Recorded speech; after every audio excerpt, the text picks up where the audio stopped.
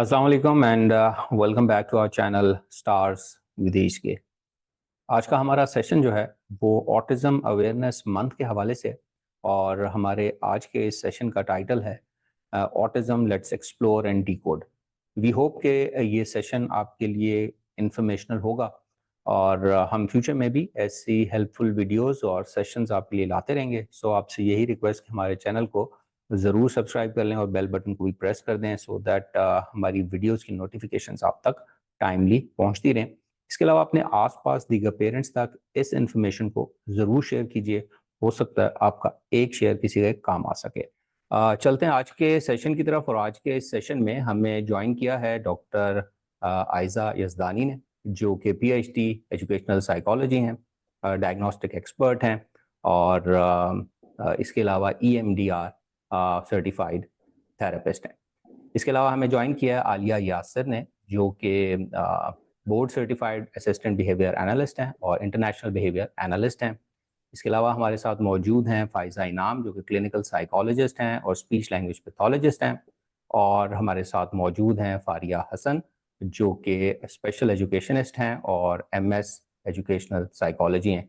Thank you very much आप सबका कि आपने इस सेशन के लिए टाइम निकाला, and welcome to our channel.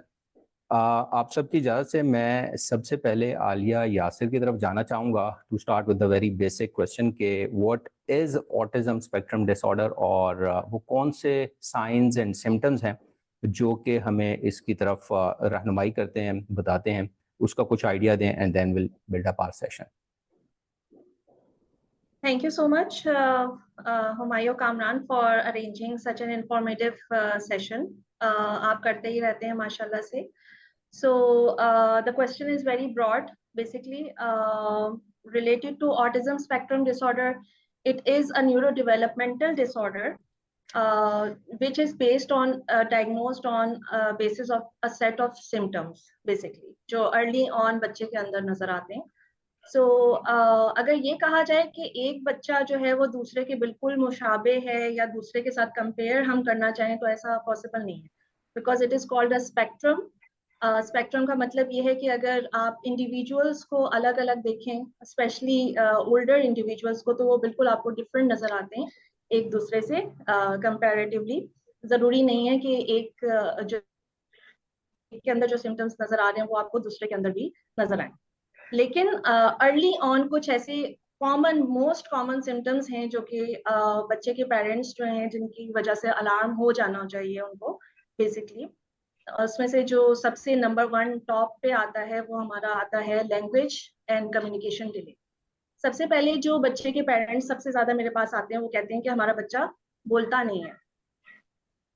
इसके पेरेंट्स ने तो जल्दी बोला था, या इसके सिबलिंग्स ने तो जल्दी बोला था, या इसके कजन्स जो हैं वो तो बोल रहे हैं, 1 साल की उम्र में बोलना शुरू कर दिया, 1.5 साल की उम्र में शुरू कर दिया. लेकिन हमारा बच्चा या तो बोल नहीं रहा या बोलते बोलते डिले का शिकार हो गया है, एकदम से चुप लगा गया है और रिग्रेस हो गई है उसकी स्पीच, जबकि इसकी कजन तो बोलती है फलाना एंड सो इसकी बेसिस पे पेरेंट्स को सबसे पहले बैकलैश यहाँ पे मिलता है कि नहीं कोई बात नहीं, जो लोग नॉर्मली जो पीडियाट्रिशियंस हैं इवन दे आल्सो से कि कोई बात नहीं, बच्चा बोल लेगा बोल लेगा बोल लेगा. 1.5 साल 2 साल हो जाते हैं, 3 साल हो जाते हैं, बच्चा नहीं बोलता. उस पर भी फैमिली मेंबर्स और डॉक्टर्स वगैरह कहते हैं कि आपका बच्चा जो है वो इसके फॉर एग्जाम्पल दादा जो है वो 5 साल की एज में बोले तो ये भी बोल लेगा. तो ये जो अर्ली साइन है इसको हम लोग मिस कर देते हैं, और उसके बाद जो है अर्ली इंटरवेंशन का जो टाइम है स्पेशली बच्चे का वो जाया हो जाता है. ऑलमोस्ट 90% बच्चे 90+% बच्चों के अंदर ये सबसे पहला एक कम्युनिकेशन का साइन है डिले का. फिर इसके बाद बात आ जाती है कि इवन अगर वो बोलता भी है कुछ तो वो मीनिंगफुल 2 वे कम्युनिकेशन की फॉर्म में नहीं बोल रहा होता, यानी कि आपको जवाब दे रहा है, रिस्पॉन्ड कर रहा है, हंस रहा है, आपको रिकग्नाइज कर रहा है, आपको बुला रहा है, ऐसा नहीं होता. अगर कोई स्पीच या वर्ड्स होते भी हैं तो वो sort of disconnected to his environment. तो यानी कि स्पीच का डिले एक तरफ, और हो सकता है कुछ बच्चों में स्पीच हो लेकिन कम्युनिकेशन ना हो, सोशल इंटरेक्शन नहीं हो. तो इस तरह के साइंस में पेरेंट्स को फौरन अलार्म हो जाना चाहिए. इसको बिल्कुल भी ऐसा नहीं लेना चाहिए, इजी नहीं लेना चाहिए. Definitely this is the first and foremost thing I would like to emphasise.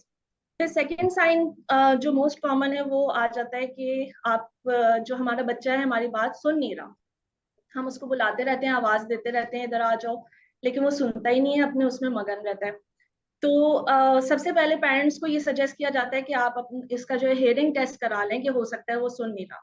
लेकिन हेयरिंग का इशू नहीं होता, इशू ये होता है कि बच्चा बस अपनी ही दुनिया में गुम होता चला जाता है, और जब अपनी मर्जी की कोई बात होगी तो वो फौरन साउंड सुन के आ जाएगा। टीवी पे फॉर एग्जाम्पल कार्टून उसको पसंद है, उसकी जरा सी भी आवाज आई फौरन भागता हुआ आ गया दूर किसी कमरे से। लेकिन आप आवाजें दे रहे हैं तो वो आपकी तरफ नहीं आया। फिर इसके अलावा एक बहुत इम्पोर्टेंट चीज है, वो ये कि रेपिटेटिव बिहेवियर्स। पेरेंट्स ये समझते हैं कि ये बदमाश है, हम इसको बोले चले जा रहे हैं कि नहीं करो नहीं करो नहीं करो, और वही काम बार बार बच्चे कर रहे होते हैं। जैसे किसी को धक्का दे दिया, या कोई कप वप गिरा दिया, या कहीं पे आटे वाटे में हाथ लगा दिया, दैट सॉर्ट ऑफ थिंग, और उसको मना करते रहते हैं मना करते रहते हैं, वो सुनता ही नहीं है। तो those are called repetitive behaviours. Repetitive behaviours बच्चे के अंदर बहुत हो सकते हैं, और पेरेंट्स ये समझते हैं कि ये शरारती है, इसकी पिटाई ठुकाई वगैरह कुछ करें तो ये ठीक हो जाएगा, समझने लगेगा, लेकिन ऐसा नहीं होता अनफॉर्चुनेटली। फिर इसके अलावा और कोई कोमॉर्बिड कंडीशंस भी हो सकती हैं, जैसे फॉर एग्जांपल स्लीप डिसऑर्डर्स हो सकते हैं, ईटिंग डिसऑर्डर्स हो सकते हैं, हाइपर एक्टिव हो सकता है, हो सकता है ना हो, बहुत ज्यादा स्लो हो, माइलस्टोन्स डिलेड हो, इंटेलेक्चुअल डिसेबिलिटी हो सकती है, कोमॉर्बिडिटी भी हो सकती है बेसिक ऑटिज्म सिम्टम्स के साथ, और स्पेशली कुछ सेंसरी इश्यूज भी हो सकते हैं। फॉर एग्जाम्पल कोई साउंड जो है लाउड साउंड वगैरह वो उसको डिस्टर्ब कर रही है, या कोई नॉइज या कोई स्मेल्स वगैरह डिस्टर्ब कर रही है एनवायरनमेंट में, या किसी लाइट से बॉदर हो गया, बहुत ज्यादा रोना शुरू हो गया और आपको समझ नहीं आ रहा कि रो क्यों रहा है, या फिर ऐसी बिला वजह हंसना, और आपको समझ नहीं आ रहा कि किस बात पे हंस रहा है। तो ये जो पजल पीसेस जोड़ते जोड़ते जोड़ते फिर फाइनली पेरेंट्स जो हैं जब किसी साइकोलॉजिस्ट के पास प्रॉपर डायग्नोसिस के लिए जाते हैं, तो फिर इस टाइप के सिम्टम्स को देखते हुए उनको आपको वार्निंग दे दी जाती है कि he must be he may be lying on the autism spectrum disorder, और इसको फिर अब थेरेपीज की जरूरत है। इसके अलावा और भी बहुत सारे कुछ सिम्टम्स हो सकते हैं जो कि related to autism, लेकिन बेसिकली माइलस्टोन डिलेज वगैरह की तरफ ध्यान। इसी को हम आगे भी डिस्कस करेंगे। तो आपने डायग्नोसिस का नाम लिया, तो मैं डॉक्टर आयजा की तरफ जाना चाहूँगा और ये पूछना चाहूँगा कि ऑटिज्म को ये अर्ली साइंस एंड सिम्टम्स बहुत से कॉमन, बहुत से लोगों में, बहुत से बच्चों में नज़र आते होंगे, तो उसको प्रॉपरली डायग्नोज कराने के लिए क्या क्राइटेरिया, कैसे ऑटिज्म को डायग्नोज किया जाता है, कैसे असेसमेंट की जाती है, फॉर्मल और नॉन फॉर्मल असेसमेंट में क्या चीज़ें इन्वॉल्व हैं, इसके बारे में अगर आप थोड़ा गाइड कर सकें हमें। जी अच्छा जी, जो आलिया ने बातें की उनको थोड़ा सा मैं आगे लिंक भी करती हूँ डायग्नोसिस के साथ, ठीक है। पहली बात तो ये कि हमारे यहाँ बच्चों के जो भी मसले होते हैं तो हम उसको बड़ा नॉन सीरियसली लेते हैं, और वही वाली बात होगी कि दादा ने किया या फलाने ने किया, हमें ये नहीं पता समझ आती ना कि वो भी प्रॉब्लम्स हैं, वो भी डायग्नोस्टिकली एक प्रॉब्लम है। क्यों? क्योंकि आपके पास माइलस्टोन्स की जो कंपैरिजन है वो तो स्ट्रेट फॉरवर्ड है ना। मैं हमेशा कहती हूँ बेशक दुनिया के कोने में नॉर्थ पोल पे हो, साउथ पोल पे हो, बच्चा इंसान का जो होगा वो एक ही तरह से चलेगा, बोलेगा, सारे काम करेगा, ठीक हो गया। तो माइलस्टोन्स आपका बेसिकली बेंचमार्क रहता है। अच्छा, अब हम जब असेसमेंट की डायग्नोसिस की तरफ आते हैं तो जो इसके, क्योंकि हम स्पेक्ट्रम कहते हैं, इसका ये मतलब नहीं कि एक सीधी लाइन पे है बच्चा, उधर से उधर से चीजें पकड़ेगा और एक बच्चा दूसरे से सिमिलर नहीं होगा। तो इसलिए we have to be very careful when we are making a diagnosis. और हमारे साथ जो हमें हेल्प नई चीज करती कि जब दूसरे प्रोफेशनल्स हैं जैसे चाइल्ड स्पेशलिस्ट है, दूसरे डॉक्टर्स, नहीं इसको ऑटिज्म नहीं है, पेरेंट्स का उनमें भी बहुत ज्यादा ट्रस्ट होता है। डायग्नोसिस क्यों जरूरी हो जाती है? डायग्नोसिस एक आपका स्टैंडर्डाइज्ड टूल होता है। आप अगर आपने मलेरिया चेक करना है, आपने टाइफाइड चेक करना है, आपने खून निकालना है और उसको एक सर्टेन प्रोसेस से आपने पैथोलॉजी, उसकी हेमाटोलॉजी करनी है, तो पता चल जाएगा ना कि क्या ये मलेरिया है या टाइफाइड है या डेंगू है या जो भी है। ऐसे ही होगा ना, तभी आप सही दवाई देंगे ना। इसी तरह तो हमारे जो टूल्स होते हैं वो स्टैंडर्डाइज्ड टूल्स होते हैं, इंटरनेशनल टूल्स होते हैं, क्योंकि पाकिस्तान में अनफॉर्चुनेटली कोई नेशनल लेवल का टूल तो है ही नहीं ऑटिज्म के लिए, तो हमें रिलाय करना पड़ता है अमेरिकन टूल्स पे। ब्रिटिश टूल्स भी हैं मगर इतनी अवेयरनेस नहीं उनकी, तो हम अमेरिकन टूल्स पे जाते हैं। The gold standard is ADOS2। ADOS2 मैं आप नहीं कर सकते, उसकी सर्टिफिकेशन लेनी पड़ती है। अब एक बच्चा मेरे पास आता है अगर 2 साल का, 2 साल का, अच्छा मेरे पास तो उससे भी छोटे, अभी हमारे पास 1 साल का बेबी आया हुआ है जो स्पेक्ट्रम पे हम सस्पेक्ट कर रहे हैं, क्योंकि फोन दे दिया था ना, एक बच्चे को तो 40 डेज में फोन दे दिया गया। अच्छा अब बात ये है कि जब इतनी वेरिड चीज है तो हम और 2 साल 2 महीने पे हम जाके ऑटिज्म को प्रॉपर डायग्नोज करते हैं, उससे पहले हम नहीं कर सकते, ठीक है, क्योंकि कुछ चीजें डेवलप होती हैं तो फिर वो खत्म होती हैं, राइट। तो इस वक्त हम स्क्रीनर्स यूज करते हैं। ये स्क्रीनर्स बड़े अच्छे होते हैं क्योंकि बच्चों के वो ऑटिज्म के भी स्क्रीनर्स हैं, इंटेलेक्चुअल एबिलिटीज के भी हैं। मैं जो बार बार बात कहना चाह रही हूँ कि छोटे बच्चों के साथ आपको कुछ साइंस मिलेंगे ऑटिज्म के, जरूरी नहीं है कि वो स्पेक्ट्रम पे हो, वो कुछ मिलते जुलते होते हैं।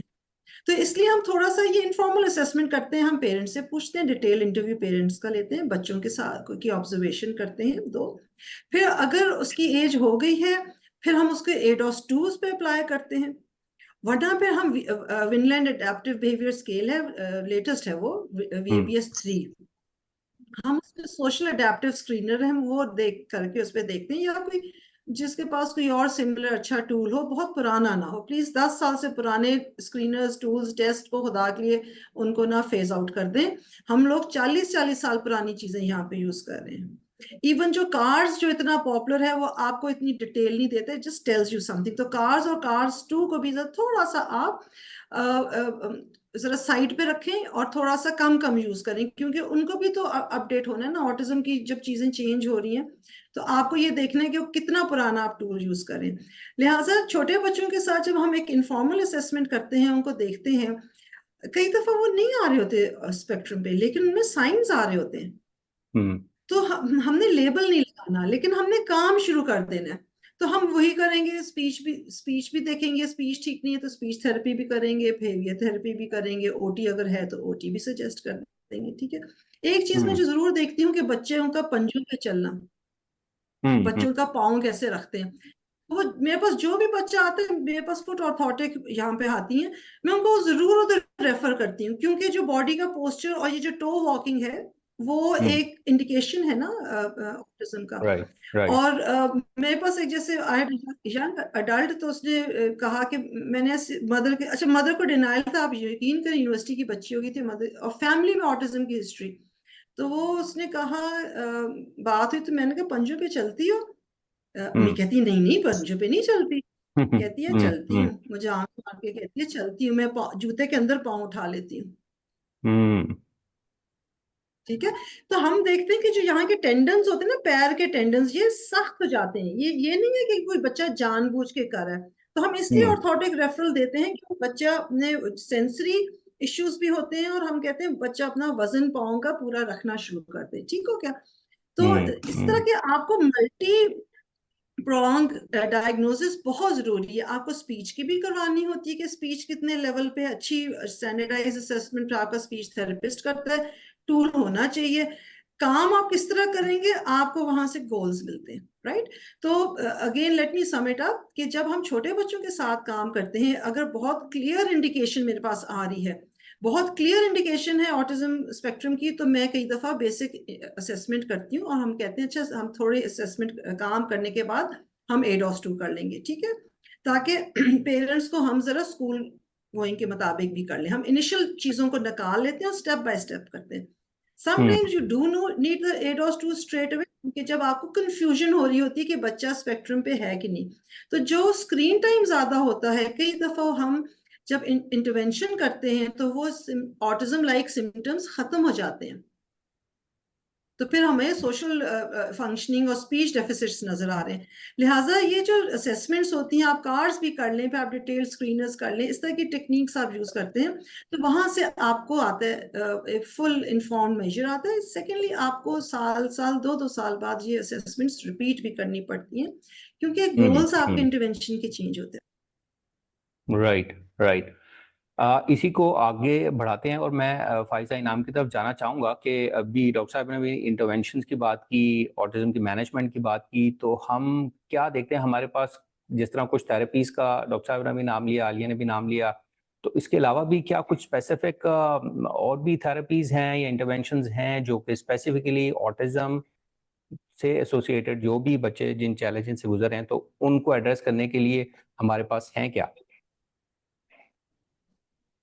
एग्जैक्टली हुमायूं, जैसे जो एक्सपर्ट्स अभी बात करें, इसी को थोड़ा सा एलैबोरेट करूंगी मैं। और इस एलैबोरेटिव डिस्कशन में ये चीज हमें समझनी है कि जब हम कह रहे हैं कि एक बच्चा अपने बेंचमार्क माइलस्टोन्स को अचीव नहीं कर पा रहा, तो समहाउ हमें ये भी देखना चाहिए व्हाट आर द कॉजेज, और उन कॉजेज के ही बेस पे अल्टीमेटली हमारी जो इंटरवेंशन हैं या थेरेपीज जो हैं वो उनको एक माइलस्टोन देती हैं। फॉर एग्जाम्पल, बच्चे जब एक टिपिकल जो डेवलपमेंटल पीरियड है उसमें वो माइलस्टोन्स नहीं दे पा रहे, तो बेसलाइन टेस्टिंग की तरफ भी जाना चाहिए। एक अच्छी बेसलाइन टेस्टिंग आपको बताएगी कि क्या डेफिशिएंसीज हैं एक बच्चे में, और वो डेफिशिएंसीज उसको स्लीप डिसऑर्डर की तरफ लेके जा रही हैं, ईटिंग डिसऑर्डर की तरफ लेके जा रही हैं। तो मेरे मुताबिक there are the 3 basic solutions. Number 1 is the baseline testing, and number 2 early intervention, plus the third thing is parental training, the immediate parental training. जो हमारे पेरेंट्स इस चीज को समझते हैं कि हमारा बच्चा एक फेज जो कि नेचुरली एक नॉर्मली बच्चे अडॉप्ट करते हैं उसको नहीं ले पा रहे, तो हमें वो सारी सेक्टर्स में लर्निंग करनी है। और लर्निंग कराने के लिए ऑटिज्म से रिलेटेड बच्चों को एक मल्टी डायमेंशनल थेरेप्यूटिक अप्रोच की जरूरत होती है। यानी कि वन मैन शो नहीं है, इसमें मल्टीपल लोग अपना रोल प्ले करेंगे। तो पेडिट्रिशियन, न्यूरोलॉजिस्ट, उनका ओपिनियन, साइकोलॉजिस्ट का, डायग्नोस्टिक्स का, वो सारे ओपिनियंस मैटर करते हैं। एंड देन हम कहते हैं कि अब थेरेपी में ये एक्सपर्ट्स जो हैं ये अपना रोल प्ले करेंगे। जैसे हम कह रहे हैं कि speech and language therapy is a pet thing के कम्युनिकेशन डेवलप करनी है। स्पीच एंड लैंग्वेज थेरेपी में मल्टीपल डोमेन्स हैं जिनको हमने एक्सप्लोर करना है कि एक बच्चे की स्ट्रेंथ हैं क्या, उन स्ट्रेंथ्स के अकॉर्डिंग हम अपने स्पीच एंड लैंग्वेज थेरेपी और कम्युनिकेशन थेरेपी को भी मोल्ड करेंगे। बहुत सारे बच्चे जो हैं वो ट्रेडिशनल आर्टिकुलेटरी थेरेपी होगी या ट्रेडिशनल जो मोड ऑफ थेरेपी है उसके साथ काम करेंगे, लेकिन इन्हीं बच्चों में जो इंटेलिजेंस लेवल है वो वेरिएंट होगा। और ये बहुत सारे बच्चे आपको फिक्सेटिव पैटर्न्स दिखाएंगे। अब फिक्सेटिव पैटर्न का मतलब है कि जैसे डॉक्टर साहब ने भी कहा, बार बार एक चीज मेंशन की जाती है कि अर्ली स्क्रीनिंग हो गई। अब अर्ली स्क्रीनिंग हो गई तो मोस्टली बच्चे हमारे यहाँ क्या देखते हैं, वो न्यूमेरिक्स देखते हैं, वो अल्फाबेटिक ऑर्डर देखते हैं, और उसके साथ उनके एक फिक्सेटिव पैटर्न होते हैं। सो अगर हम इसी को थेरेपी में मोल्ड करने की कोशिश करें तो spell to communicate therapy could be a very good solution for such kids जिनकी अर्ली स्क्रीनिंग हुई होती है। उसी से आप लिंक आउट करते हैं चीजों को और सिलेबल कनेक्शन डेवलप करते हैं। सो एक मोड ऑफ थेरेपी ये हो गया। देन हम कह रहे हैं कि जी हेल्दी ईटिंग हैबिट्स डेवलप करनी है, तो chewing drilling is the part of speech therapist भी उसको बहुत अच्छे से एग्जीक्यूट कर सकता है, एंड समहाउ बिहेवियर थेरेपिस्ट का भी डोमेन हो सकता है। तो और फर्दर बिहेवियर मॉडिफिकेशन है हमारी। बिहेवियर मॉडिफिकेशन होगी तो साथ साथ हमारे लिए जो एक और चैलेंज होता है वो ये होता है कि आई हैंड कोऑर्डिनेशन, उसकी स्टिमुलेशन, हर चीज अप्रोप्रिएट होने के लिए ऑक्यूपेशनल थेरेपी का अपना एक रोल है। Play therapy could be very good for the kids to develop their socialization and age appropriate level of play, क्योंकि वो सेल्फ इंक्लूजन में होता है, वो सेल्फ प्ले कर रहा होता है, उसके लिए लोग मैटर नहीं करते। तो वो हमें सारा जो उसका होराइजन है उसे एक्सपैंड करना है। मगर यही सारी थेरेपीज जो हैं उसमें सबसे इंपॉर्टेंट रोल जो हो सकता है वो एक मदर का हो सकता है। A mother could be the best therapist at this time। और ये जितनी थेरेपी के मॉड्यूल्स हैं या इन थेरेपीज में जो जो चीजें हम कर रहे होते हैं, इट इज अ कंपल्शन कि हम वो सब चीजें पेरेंट को पूरी तरह गाइड करें और वो उस चीज को सीखे। फॉर एग्जाम्पल, हमारी हर तरह की थेरेपी के लिए द बेस्ट थिंग इज कि हमें एक बच्चे का सिटिंग स्पैन डेवलप करना है। लेकिन अगर एक बच्चा अपने घर पे हर वक्त रेसलिंग बॉल बना हुआ है और ही और she is not able to sit, that means कि अब आप उसे अगर रोजाना थेरेपी सेशन में for the 40 minute for the 1 hour बिठा लेते हैं और वो घर जाके सेम पैटर्न पे रहता है, तो it is useless. So parent को इस चीज के बारे में गाइड करना कि जो लर्निंग पैटर्न्स हैं वो न्यूरल पाथवेज हमें डेवलप करने हैं, and with the help of mother उसको थेरेपी में इतना ही इंडल्ज करके हम वो सारी मॉडिफिकेशन जो है वो कर सकते हैं।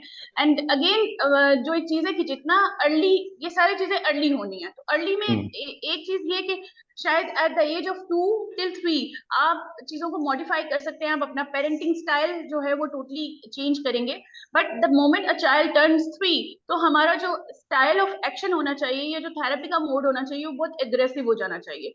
और एग्रेसिव जब थेरेपी होगी तो अल्टीमेटली ये सब लोग जिनके ये डिफरेंट रोल हैं, जो डिफरेंट लोगों ने प्ले करने हैं, डिफरेंट एक्सपर्ट्स हैं, उन एक्सपर्ट्स से आप साइमल्टेनियसली कनेक्टेड रहते हुए अपने बच्चे को इस सिचुएशन से निकाल भी सकते हैं। इट इज नॉट लाइक कि अगर आप थेरेपी देते रहेंगे तो एक बच्चा परमानेंटली उसी सिचुएशन में रहेगा, वो इस सिचुएशन से बाहर आता जाएगा और उसका जो लर्निंग पैटर्न है वो एक डिफरेंट कैटेगोरिकली डिफरेंट वे में डेवलप होता रहेगा। ओके। अच्छा, मैं अब फारिया की तरफ जाना चाहूँगा, और क्योंकि हमने ये देखा है कि हर फील्ड में ही कुछ मिसकंसेप्शंस क्रिएट हो जाते हैं जैसे जैसे टाइम गुजरता जाता है, तो इसी तरह ऑटिज्म और इससे रिलेटेड भी मिसकंसेप्शंस हम सुनते भी हैं, देखते भी हैं। तो हम फारिया से ये पूछना चाहेंगे कि आपकी प्रैक्टिस में या कौन से वो कॉमन मिसकंसेप्शंस हैं जो कि ऑटिज्म से एसोसिएट कर दिए गए हैं, तो हम उनको या प्रोफेशनल को कैसे एड्रेस करें? अस्सलाम वालेकुम फर्स्ट ऑफ ऑल, एंड माशाल्लाह से इतनी अच्छी अवेयरनेस दी गई है, और लेकिन अनफॉर्चुनेटली इतनी अवेयरनेस के बावजूद भी आज के दौर में इस कदर मिसकंसेप्शंस हैं जिनको हम मिथ्स कह सकते हैं, खास करके ऑटिज्म के हवाले से, जिसमें सबसे ज्यादा जो कॉमन मैं फेस करती हूँ या पेरेंट्स डिस्कस करते हैं वो ये होते हैं कि ऐसे कुछ फर्क नहीं पड़ता या ये कुछ महसूस नहीं करते या they don't have sense of sympathy, जबकि ऐसा नहीं है।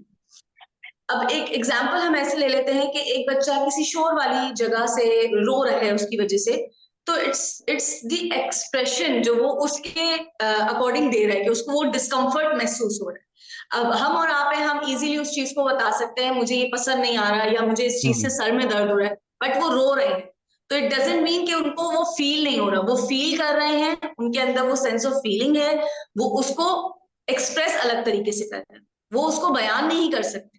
ठीक है, एक तो ये चीज बहुत ज्यादा मिसकंसेप्शन आती है।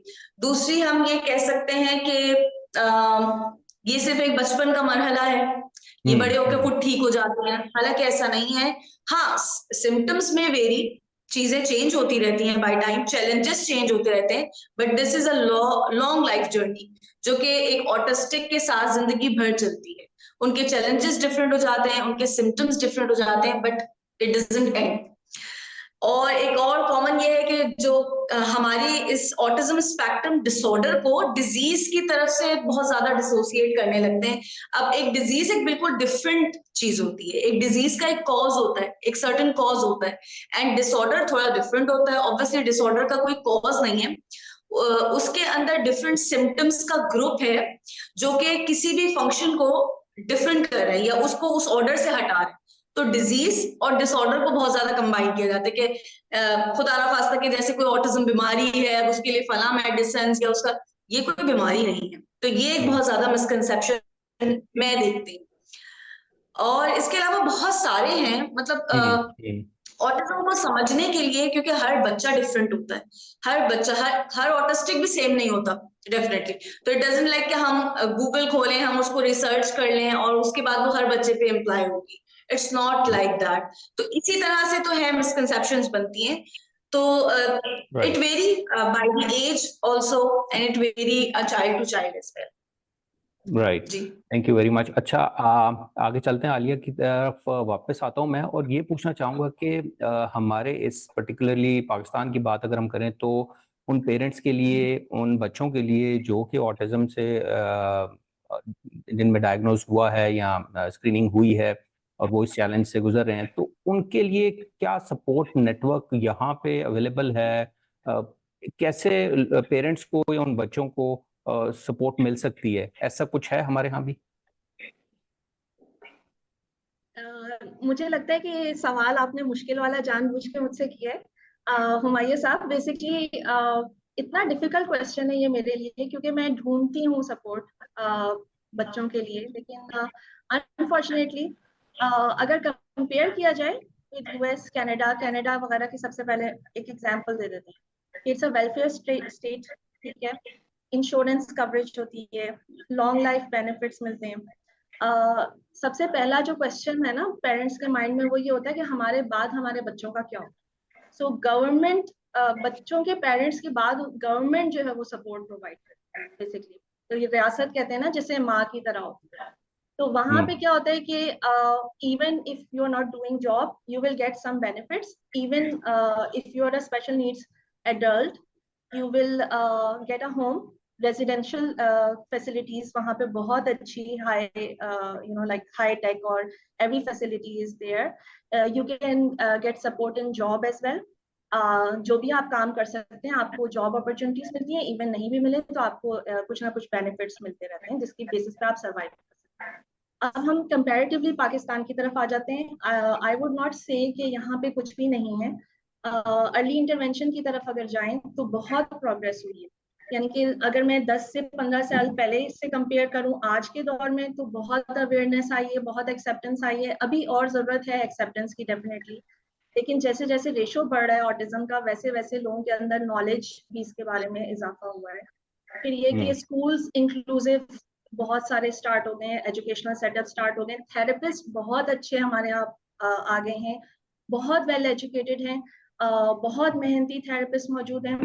और इवन बल्कि अब्रॉड से मैं देखती हूँ, कनाडा, यूएस से यहाँ पे लोग आते हैं थेरेपी के लिए, क्योंकि वहाँ पे तो लॉन्ग लिस्टिंग होती है और बच्चों को मौका ही नहीं मिलता है कई कई सालों तक, जबकि यहाँ पे चीप आपको थेरेपीज भी मौजूद हैं और बड़े मेहनती लोग मौजूद हैं। लेकिन सबसे बड़ा जो सपोर्ट है चाइल्ड की, वो मैं कहूँगी उसके पेरेंट्स खुद होते हैं बेसिकली। पेरेंट्स को लर्न करना चाहिए। टीचिंग अपॉर्चुनिटीज बहुत अवेलेबल है, बहुत सारे कोर्सेज ऐसे अवेलेबल हैं जो कि वो कर सकते हैं खुद को सपोर्ट करने के लिए और अपने बच्चे को भी सपोर्ट करने के लिए। एजुकेशन वाइज हमारा जो मुल्क है माशाल्लाह काफी आगे जा रहा है। और इसके बाद स्कूल्स की तरफ भी कुछ कुछ नाम ऐसे हैं जो कि अच्छी एक एजुकेशनल एनवायरनमेंट प्रोवाइड कर रहे हैं। आई होप कि और मजीद बढ़ेंगे। और इसके अलावा कुछ ऐसे प्राइवेट इदारे हैं और कुछ वेलफेयर ऑर्गेनाइजेशंस हैं जो कि बहुत अच्छा काम कर रही हैं डेफिनेटली। लेकिन सब जो है ना अपने अपने ओन पे कर रहे हैं बेसिकली। जहाँ पे मैं गवर्नमेंट के लेवल पे बात करना चाहूँ तो अनफॉर्चुनेटली बहुत अभी जरूरत है। इवन एजुकेशनल करिकुलम बनाने की जरूरत है, जॉब अपॉर्चुनिटीज क्रिएट करने की जरूरत है, बेनिफिट्स क्रिएट करने की इन बच्चों के लिए बहुत जरूरत है। We are going towards it but not there as such, वो मुझे जो कहना चाहिए। सो बेसिकली पेरेंट्स को अपने आप को एम्पावर करके फिर बच्चों को एम्पावर करना होता है। कुछ लॉ की आप सहारा ले सकते हैं कि हमारे बाद जो है वो कुछ आप एक वेलफेयर फंड बना दें बच्चों के लिए कि ये इनको मिलता रहेगा as long as they are alive. तो basically the parents are the main support for their child and हम सब मिलके पेरेंट्स एंड थेरेपिस्ट कुछ बेटर एनवायरनमेंट की तरफ जा रहे हैं और इंशाल्लाह मजीद और भी काम होगा इस तरफ इंशाल्लाह। अच्छा, आपने कोलैबोरेटिव एफर्ट की बात की तो मैं डॉक्टर आहिदा की तरफ वापस जाना चाहूँगा कि मुझे लगता है कि एजुकेशनल साइकोलॉजिस्ट या डायग्नोस्टिक एक्सपर्ट जो है वो एक बड़ी की पोजीशन पे है, या उसकी पोजीशन काफ़ी क्रिटिकल है कि वो हेल्प कर सकता है in order to collaborate with other professionals और थेरेपिस्ट, क्योंकि उसने ही आगे रेफर करना है या बेसिक उसका काम है, वहाँ से सोर्सिंग हो रही है। तो आप कैसे देखती हैं कि कैसे एक एजुकेशनल साइकोलॉजिस्ट हेल्प कर सकता है पेरेंट्स को इस सब को कोलैबोरेट कराने में? देखिए, आपने बड़ी बात तो बड़ी पते की है ना कि मेन काम तो साइकोलॉजिस्ट का है या एजुकेशनल साइकोलॉजिस्ट का है, राइट।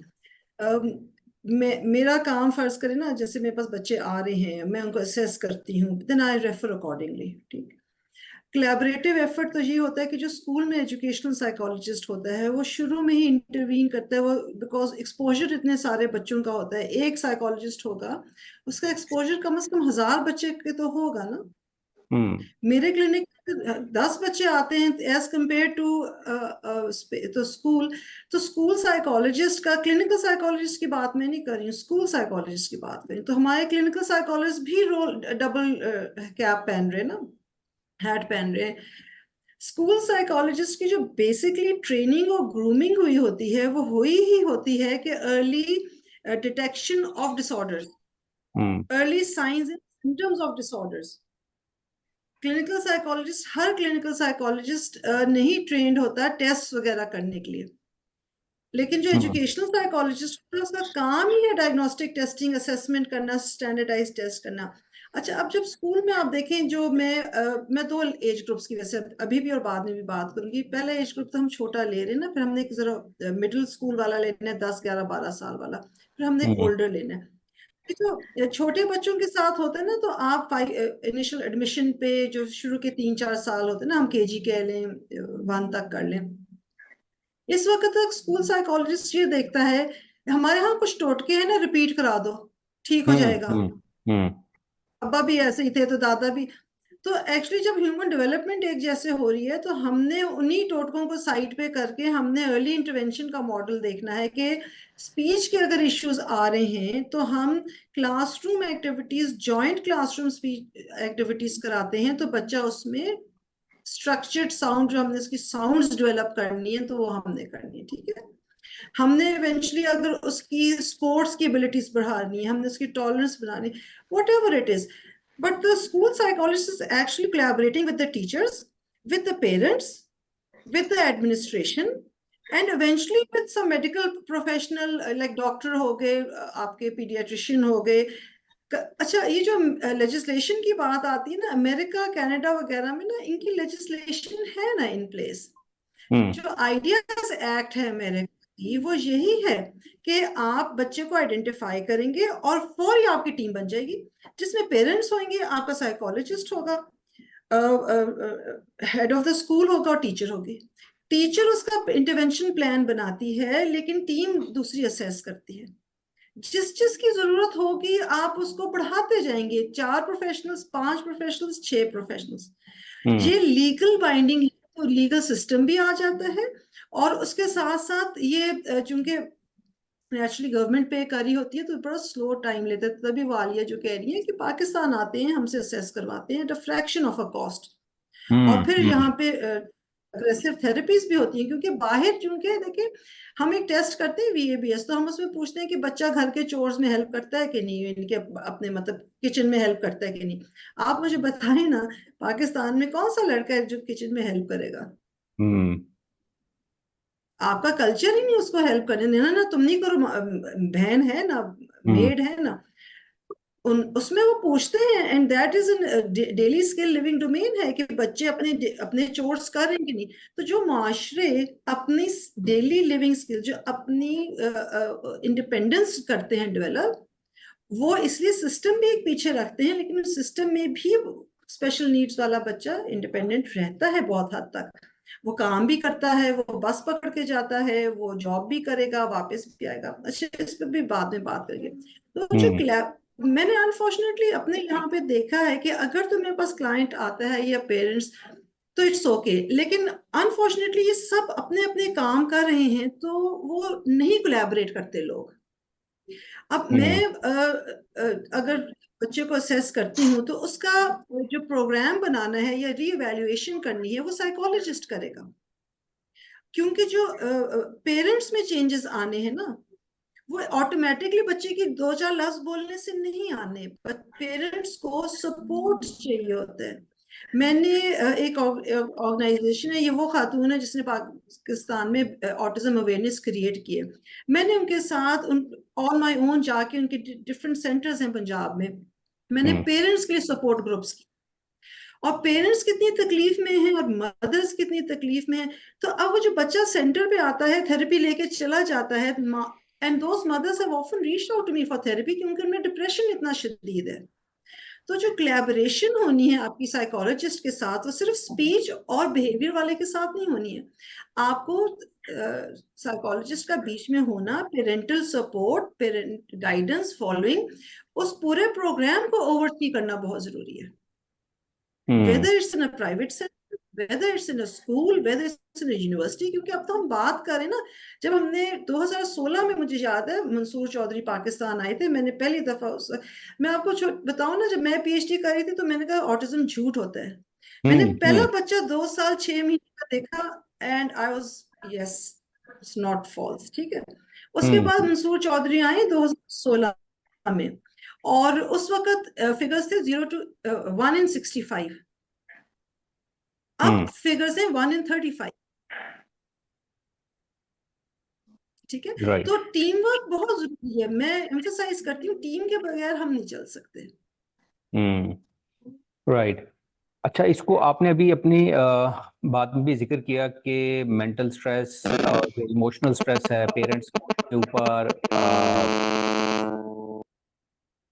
के ऊपर और बच्चों के ऊपर भी, तो मैं दोबारा से जाना चाहूँगा फायजा इनाम की तरफ कि हम कैसे पेरेंट्स के जो ये स्ट्रेसेस हैं और इसके ऊपर कैसे काम कर सकते हैं, मेंटल वेलनेस पे इनकी, पेरेंट्स की, बच्चों की, ये कितना इम्पोर्टेंट है और इसके ऊपर कैसे काम किया जा सकता है।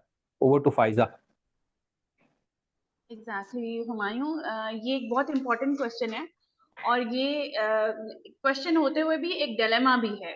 और जब बच्चे हमारे पास थेरेपीज के लिए आ रहे होते हैं, और जैसे हम कहते हैं कि हमारा पहला इवैल्यूएटिव सेशन है, और उसी में एक इंडिकेशन बड़ी सामने आती है कि if you would ask me, तो 70% ऑफ द टाइम मदर्स अपने बच्चे को लेकर आ रही होती हैं, एंड 30% मैं कहूंगी कि ऐसे कपल्स होते हैं जो कि फादर और मदर दोनों आ रहे होते हैं। हमारे यहाँ नो डाउट थेरेपीज को, इन इवैल्यूएटिव सेशंस को, फर्दर इन बच्चों की एजुकेशन को और एक्स्ट्रा करिकुलर एक्टिविटीज को, उन सब को का मेनली फाइनेंसर तो बाप ही होता है यूजुअली। मगर एक होता है फाइनेंस करना और एक होता है मॉरल और एथिकल सपोर्ट देना और उसमें अपना कंट्रीब्यूशन भी देना। वो कंट्रीब्यूशन अनफॉर्चुनेटली बहुत कम होता है, और उसके साथ साथ हमारा जो सारा सिस्टम है, हमारी जो सोसाइटी है, हमारा जो कल्चर है, वो क्योंकि बहुत ज्यादा टॉक्सिक है हमारे यहाँ। द मोमेंट जो कंपैरिजन का स्टाइल है ना, वो बहुत ज्यादा कंपैरिजन किया जाता है, और स्पेशली जब किसी का बच्चा पैदा होता है तो उस मोमेंट से शुरू कर दिया जाता है।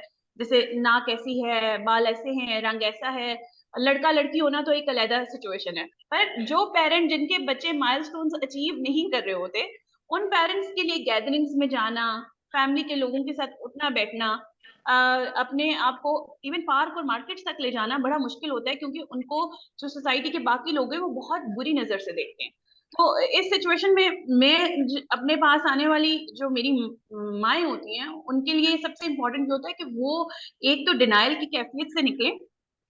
उन्हें डिनायल नहीं करना, उन्हें सबसे पहले जो केयर गिवर होता है या जो शख्स डायरेक्टली इन्वॉल्व होता है उसको बहुत स्ट्रांग होना होता है। और स्ट्रांग तभी इंसान होता है जब वो एक्सेप्ट करता है कि yes there is a problem and then there is a solution, और आप उसकी तरफ जाते हैं। तो मेरी तो पूरी कोशिश होती है कि द मोमेंट कोई भी, अब क्योंकि कपल जब आ रहे हैं या माएँ आ रही हैं, तो अमूमन young mothers are coming to you, and young mothers का मतलब ये है कि अर्ली 20s में मदर है और उसके साथ ये प्रॉब्लम स्टार्ट हुआ है। तो मैं देखती हूँ कि आपने अपने आप को बिल्कुल छोड़ दिया। The mother who is sitting right in front of you, उसको नहीं फिक्र कि उसकी इस वक्त क्लोथिंग क्या है, उसकी अपनी सिचुएशन क्या है, उसकी अपनी सेहत कैसी है। और इवन कई दफा देख के हैरानगी होती है कि मुझे कई मदर्स अपनी पिक्चर्स दिखाएंगी कि डू यू सी मी, आज देखो आज मैं ये हूँ, लेकिन आज से 2-3 साल पहले मैं ऐसी थी, मैं तो अपनी यूनिवर्सिटी में बड़ी टॉपर थी। Then I always tell them, you come first. When you will give importance to your own self, then you'll be able to give importance to your child. And secondly, just ignore the rest of the world. आपको अपने इर्द गिर्द, अपने साथ उन लोगों को लेकर चलना है जो आपको और आपके बच्चे को अनकंडीशनल वे में एक्सेप्ट करने के लिए रेडी हैं। And if they are not ready, you have to decide कि आपका वो जो होराइजन है वो कौन सा होना चाहिए, आपका कंफर्ट जोन क्या है। आप उन्हीं लोगों के साथ रहें जो कि क्वालिटी लोग हैं। तो only keep the quality people around. And उसमें फिर मदर को ये सिखाना कि you have to give importance to yourself, exercise करें, सेल्फ केयर करें, ऐसी अप्रोच यूज करें जिसमें आपको लगे कि whatever you have the gratitude for that. और इवन जब जरूरत लगती है कि नहीं यहाँ सिचुएशन ऐसी है कि इस माँ को काउंसलिंग सेशंस की और थेरेपीज की भी जरूरत है, तो आई ऑलवेज ट्राई कि जो उस डोमेन में काम करने वाले लोग हैं उनको हम रेफर करते हैं। तो अल्टीमेटली ये एक बेहतर तरीका है जिसमें उसमें हम पेरेंट्स को एक स्ट्रेंथनिंग दे सकते हैं और उनकी मेंटल हेल्थ को भी साथ साथ एड्रेस कर सकते हैं। राइट। अच्छा, मैं फारिया के पास जाने से पहले दोबारा डॉक्टर आयशा की तरफ जाता हूँ कि मे भी उन्होंने उनकी कमिटमेंट है, तो इसलिए मैं अपना क्वेश्चन जो है ना वो उनसे पहले कर लेता हूँ, एंड अगर आप फिर जाना चाहें तो जा सकती हैं। मैं ये पूछना चाह रहा था कि जो बहुत से हमारे क्योंकि हम बहुत लेट थे इसमें ऑटिज्म की डायग्नोसिस में भी, तो बहुत से ऐसे बाहर भी और यहाँ भी पाकिस्तान में भी बड़े हो चुके हैं वो लोग जो कि अनडायग्नोज जा चुके हैं। तो बाहर तो अब ये ट्रेंड है कि बड़ों की डायग्नोसिस भी हो रही है और इस तरफ आ रही है। पाकिस्तान में भी आप देखती हैं कि ऐसे ट्रेंड है? अगर है तो इसको आप कैसे देखती हैं और इसको किस नज़र से देखते हैं? जी, मैंने उस वक्त शुरू में जो बताया ना डायग्नोसिस का प्रोसीजर, मैंने उस वक्त छोटे बच्चों का बताया था, बिकॉज मुझे ये पॉइंट उठाना था। और ये thank you very much for this, क्योंकि हम इनिशियल डायग्नोसिस तो कर देते हैं ना, अब उसके बाद उसका ये मतलब तो नहीं ना कि बच्चा उससे निकल गया तो where do these people go, ठीक है। नाउ व्हाट हैपेंस इज कि जब इनिशियली हर बच्चा तो इतना सिवियर नहीं होता ना, स्पेक्ट्रम पे थोड़ा थोड़ा होता है, थोड़ा नहीं होता, थोड़ा सा ज्यादा होता जाता है, ठीक है। तो कई दफा हमारे पास 8-10 ईयर्स एज पे 10 ईयर्स पे बच्चे आते हैं, 11-12 पे बच्चे आते हैं, तो पढ़ाई में चल नहीं रहे होते और उनके बड़े अजीब से साइंस होते हैं, इन द सेंस कि वो कुछ काम करता है, कुछ काम नहीं करता है। लेकिन एक कैरेक्टरिस्टिक कभी कभी स्टैंड आउट करती है कि इसको बड़ा अनयूजुअल इंटरेस्ट है जी, इसको जितना सोलर सिस्टम का पता है तो मुझे नहीं पता, ठीक है। तो वो तो चले, वो जरा डायरेक्टली पॉइंट करते हैं, कई दफा चीजें नहीं करती, तो हम फिर उस वक्त आईक्यू टेस्टिंग करते हैं। और आईक्यू टेस्टिंग जो कि विस्क है, विस्क 4 है, विस्क 5 है, विच इज, अब आपको बेस्ट चीज यूज करनी है, छोटी मोटी चीजें नहीं यूज करनी होती ना, तो आपको विस्क जो है वो 4 डोमेन्स पे देता है और वहां से आपको पता चलता है कि इसके सिम्टम्स क्या हैं। फिर हम न्यूरोलॉजिकल स्क्रीनर भी करते हैं उस बड़ी एज में जाके।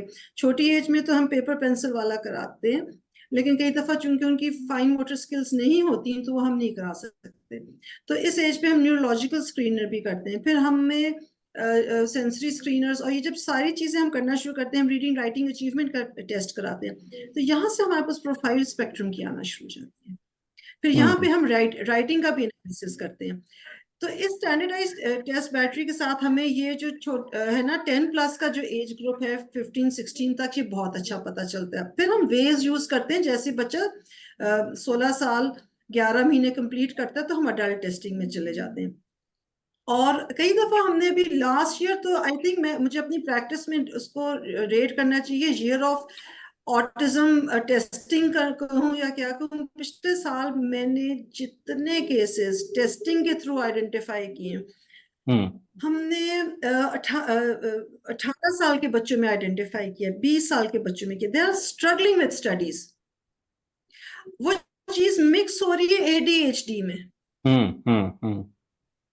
वो चीजें मिक्स हो जाती हैं उसमें। अब आप आगे जाए, अच्छा देखिए, जो यंग अडल्ट हमसे करा रहे हैं, मेरे पास 30s में भी लोगों ने आके करवाया है, कई दफा 40s में भी आके कराते हैं। कई तो ये वो लोग हैं जो बाहर जा रहे हैं, जो बाहर यूनिवर्सिटीज में जा रहे हैं। मैंने यहाँ की लोकल यूनिवर्सिटी के लिए असेसमेंट की, उन्होंने परे फेंकी, करवाई उन्होंने, फिर उन्होंने कहा नहीं हम एक्सेस अरेंजमेंट नहीं देंगे। अब आप देखें कितना जुल्म है ये। क्या आपने फिर असेसमेंट जी, हम तो नहीं दे सकते एक्स्ट्रा टाइम। यही मेरी एक रिपोर्ट जिसपे इतनी सी चीज होती है, आप यकीन करें, कनाडा में, ऑस्ट्रेलिया में, यूके में और इसमें अमेरिका में, तो हमसे फिर लेते हैं, हम उनको लिख के देते हैं, और आप यकीन करें 4 पेज का मेरे पास यूनिवर्सिटी से पेज आ जाता है कि क्या, और आपके ना ऐसे जैसे आप कहते हैं मैं पता नहीं, वो वाली वो चीज है, वो लिख दो जो तुम्हें चाहिए, क्या मांगते हो तुम। यूनिवर्सिटी आपसे पूछती है तुम्हें क्या क्या चाहिए। मतलब it's such a beautiful acceptance of your limitation कि they are out to help you. तो जो 30s में फिर जाके पढ़ते हैं या काम कर रहे हैं, तो उनको सब कुछ मिल रहा है, वो दवाई ले रहे हैं, नहीं ले रहे हैं, एक्स्ट्रा टाइम, तो वो खुला मांगते हैं। मैं कहती हूँ एक्स्ट्रा भी ले लो, तुम लोगों को फिर एक मौका मिल रहा है कि तुम्हारे से ये स्ट्रेस कम हो। क्योंकि जो बच्चे पढ़ते हैं करते हैं ना, when they are why do they suffer from regular education? Peer pressure and the pressure of grades. तो हम जब ये प्रेशर हटाते हैं तो they are able to function, तो वो डिग्री भी लेंगे, वो काम भी करेंगे।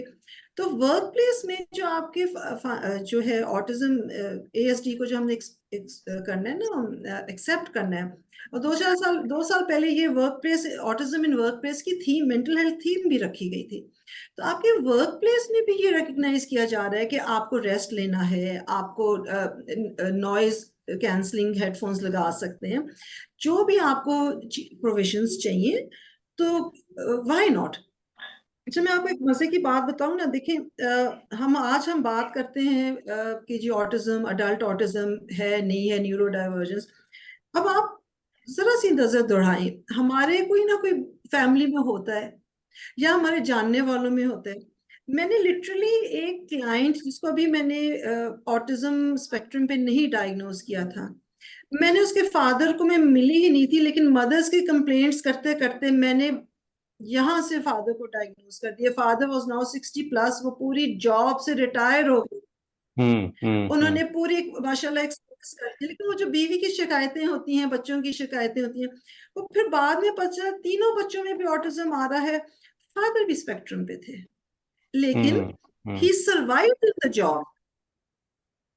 गवर्नमेंट जॉब थी, प्रिडिक्टेबल जॉब थी, और उसमें रिटायर हो गए, बेनिफिट्स के साथ रिटायर हो गए, सब हो गए। लगता है कि मतलब अगर मेरी बेगम से भी आप बात करेंगी तो शायद मुझे भी रिमोटली आप डायग्नोज कर ही ना दें। इसको नहीं, आगे मैं लेके खुद कई दफा डायग्नोज हो गई हूँ। मुझे कई लोग कहते हैं कि जी आपको स्पेक्ट्रम, फिर मैं सोचती हूँ देखिए हम सब में ना थोड़ा थोड़ा एक एलिमेंट होता है कि हम कोई ना कोई चीज होती है। लेकिन जो पहले जमाने में होता था ना कि फैमिली में एक ऐसा अंकल है, चाचा मामा है या फलानी है जिसकी कभी शादी नहीं हुई, जो बड़ा वियर्ड सा था, तो वो तो थी ना चीज, तो शुरू से ये चीज है। ये तो अब हमारी डायग्नोसिस हो रही है। तो जस्ट कंपेयर कि some of them have led very good lives, शादी शायद नहीं की, शायद जॉब नहीं अच्छी तरह कर पाए, लेकिन उनको घर का सपोर्ट था, फैमिली का सपोर्ट था, तो सिस्टम चलता रहा। ठीक है, फिर वो भाई के साथ रहना शुरू हो गए, फिर इस तरह का, तो वो वाला सिस्टम है ना। तो ये चीजें हैं, शुरू से हैं और ये रहेंगी। बस सिर्फ ये है कि जब हम इनको अंडरस्टैंड बेटर करते हैं, फिर हम इनको थोड़ा सा इनकी रिक्वायरमेंट के मुताबिक हमें टाइमली इनको एक असेस करके इनको अकॉर्डिंगली इनकी इन्वायरमेंट भी करनी चाहिए, ताकि इनकी फंक्शनिंग और हेल्थ बेटर हो। राइट। अच्छा, क्योंकि यहाँ मैं पे मेरा एक छोटा सा जी क्वेश्चन है, श्योर बिकॉज शायद doctor Aiza, I don't know if she has to be, ये एजुकेशनल स्पेशलाइज्ड करिकुलम वो वहाँ पे बहुत बनाया जाता है बच्चों के लिए ना, तो यहाँ पाकिस्तान में ऐसा कुछ हो रही है डेवलपमेंट, कुछ हम उस तरफ जा तो रहे हैं, but it is very necessary. तो ये मैं आपसे पूछना चाह रही थी कि स्पेशलाइज्ड करिकुलम यहाँ पे कोई पाकिस्तान में ऐसा कुछ हो रहा है? डेफिनेटली है। देखिए, मैं कुछ अर्सा आर्मी स्पेशल स्कूल में प्रिंसिपल रही, तो वहां पे काम हो रहा था। फिर मैंने कंट्रीब्यूट किया उनके स्पेशल स्कूल्स के करिकुलम में। वहां पे जो जी सब्जेक्ट्स का सारा हो रहा है, मैंने कहा आप लोग एक चीज ओवरलुक कर रहे हैं कि बच्चे का मूड क्या होता है। बच्चे की इमोशनल मेंटल नीड्स को नहीं एक्नॉलेज किया जाता। तो वहां पे मैंने ये कंपोनेंट ऐड करवाया था कि उसके मूड को, उसकी नीड्स को, क्योंकि एक चीज आपको बहरहाल अंडरस्टैंड करनी है और इसको उठाना है, वो ये कि जो बच्चे स्पेक्ट्रम पे होते हैं, they have emotional understanding, they are very much aware, और बाकी स्पेशल नीड्स वाले बच्चे भी, कि we are being stigmatised, we are being excluded, हमें साथ खिलाया नहीं जा रहा। हमारे भाई की शादी हो रही है तो हमारी क्यों नहीं हो रही, वो काम कर रहे हैं तो हम क्यों नहीं कर रहे। उसी के साथ देखिए, आप जब टीनेज की बात करते हैं तो वहां पे एंजाइटी और depression they come here eight 14-15+, कि जब बच्चे को एहसास होना शुरू होता है कि दुनिया वाले मुझे साथ लेके नहीं चल रहे। तो जो इंडिविजुअलाइज एजुकेशनल प्लान होता है, उसमें आपको ये सेंसिटिविटी डालना कि जी बच्चों की इंटरनल स्टेट को भी देखना है। अच्छा, यहाँ पे स्कूल्स हैं, उस पे वो बहुत अच्छा काम कर रहे हैं, तभी वो बच्चों को लेके चल रहे हैं। कोर्स सब्जेक्ट्स ड्रॉप हो जाते हैं, फिर हम हेल्प करते हैं, या उनकी अपनी बेसिकली टीचर बनाती है, आईपी टीचर बनाती है, क्योंकि उसको हम जब एक डिटेल 20 पेज की रिपोर्ट में दे देती हूँ, फिर उसमें हम रिकमेंडेशंस भी भर के डाल देते हैं। 5 पेजेस तो सिर्फ रिकमेंडेशंस होती है स्कूल के लिए और घर के लिए। तो वो फिर उसके बेसिस पे वो आई थिंक अदर साइकोलॉजिस्ट हमने टीचर्स को भी बता दिया, because they are some very wonderful teachers in Islamabad जो रेफर करती हैं। वो जैसे कुछ होता है वो कहती हैं जी अब आपने, अब वो स्टिग्मा थोड़ा सा कम है कि स्कूल्स कहते हैं जी रिपोर्ट लेकर, ठीक है। तो वो IEP is a very important part of the thing, और उसके अलावा तो फिर हम चल ही नहीं सकते। देखिए टू कंक्लूड कि आपके जो स्कूल्स हैं ना, आपके स्पेशल स्कूल्स का खत्म हो गया, they have to be inclusive, और ये बड़े अरसे से हैं। हम UN के जो है child of rights of child के हम उसके सिग्नेटरी हैं, ठीक है। और हमारा जो national commission for childs rights Pakistan NCRC जो बना हुआ है, वो इसलिए बना है कि ये चीजें आगे लीगली नहीं हो रही, ठीक है। तो अभी आप देखें जो स्कूल इंक्लूजन नहीं कर रहा वो लीगली गलत कर रहा है। ये पेरेंट्स को नहीं पता। लीगल पॉइंट है कि हर school is must, they must have a child, they can not refuse admission and they have to उसको स्ट्रीमलाइन करना है, उसको मेन स्ट्रीम में लाना है, उसके इंडिविजुअलाइज एजुकेशनल प्लान्स बनाने हैं। मैं छोटा सा एग्जांपल दे दूं, जैसे मुझे कनाडा वगैरह का पता चला है, बच्चे एज वाइज ग्रेड में जाते जा रहे थे। एक बड़ा हाई स्पेक्ट्रम पे बच्चा था, मैं काम ही नहीं कर सकती थी उसके साथ, तो मैंने मदर से पूछा ये 6th ग्रेड में कैसे? कहती है वो हर साल मिल जाते हैं, और जो मैं उनको काम करने को कहूंगी वो कहेंगे। अगर मैं उनको कहूंगी कि इसको पर्सनल ग्रूमिंग सिखाएं तो वो पर्सनल सिखाएंगे, अगर मैं कहूंगी कि इसको ABC कराएं सब कुछ छोड़ देंगे और वो करेंगे। तो आप समझ रहे हैं कि पेरेंट की नीड भी केटर की जाती है, राइट। अच्छा, इसको ही आगे किसी को मास्टर्स लेवल पे और इंटरमीडिएट और मैट्रिक के लेवल तक भी ले जाने की जरूरत है, विच आई पर्सनली फील कि वहां जाके बच्चे बड़े ड्रॉप आउट हो जाते हैं। वही ना, अडल्ट्स जब होते हैं ना, मुझे UK में किसी ने कहा कि वो बच्चा पढ़ा नहीं आगे, तो एक ही बच्चा बेटा था, बहन बहुत अच्छा कही थी, तो she said he slipped through the net, कि NHS के सिस्टम से भी वो निकल गया। जैसे उसका A लेवल कंप्लीट किया तो इतनी एंजाइटी थी, हाई फंक्शनिंग एंजाइटी होती है ना, कि एंजाइटी इतनी ज्यादा थी उसमें कि वो नहीं कोप अप कर पाया। अच्छा, मैं वापस जाना चाहूँगा फारिया की तरफ, और अभी ये हमने एकेडमिक्स की बात की, और पेरेंट्स भी बहुत ज़्यादा फोकस कर रहे होते हैं कि बच्चों के एकेडमिक्स पे इसको ये भी आ जाए, ये भी आ जाए। तो हमने देखा है कि ऑटिज्म के साथ काफ़ी ज़्यादा एकेडमिक इश्यूज भी हम फेस करते हुए देखते हैं। तो मैं ये पूछना चाहूँगा, अगर हम बच्चों की बात करें तो वो कौन से ऐसे कॉमन एकेडमिक इश्यूज आप देखती हैं जो कि वो फेस कर रहे होते हैं, और उसको एड्रेस करने के लिए क्या किया जाए? सबसे कॉमन तो इशू वही है कि सोशलाइजेशन, बच्चा ग्रुप के साथ मिंगल नहीं हो पा रहा है, तो सबसे ज्यादा चैलेंज तो उसको वहीं पे आ जाता है, उस क्लासरूम में कैसे एडजस्ट करे। ठीक है, दूसरी चीज, अगर उसको नहीं, वो डिस्ट्रैक्ट हो रहे हैं इन लाइट से, इन साउंड से, नॉइजेस से, तो उससे भी वो नहीं फोकस कर सकते अपनी स्टडीज पे, अगर कॉग्निटिवली इश्यूज नहीं है तो इस चीज को एड्रेस हम इस तरह से कर सकते हैं कि बच्चे के लिए डिस्ट्रैक्शंस हटा दें, उसको इसी तरह के माहौल में पढ़ाया जाए जहां पे डिस्ट्रैक्शंस नहीं हो, वो इंडिविजुअली पढ़ ले। एकेडमिक इज द गोल ना, या उनको उन्हीं 30 बच्चों में बैठ के पढ़ना इज द गोल, चाहे उसको समझ में आ रहा हो या नहीं आ रहा हो।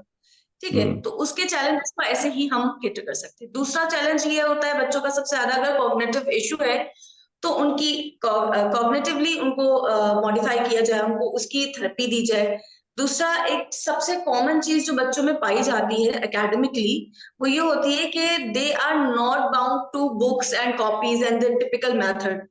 तो उनके लिए दूसरी स्ट्रैटेजीज अप्लाई करें जो उनके इंटरेस्ट लेवल की हो।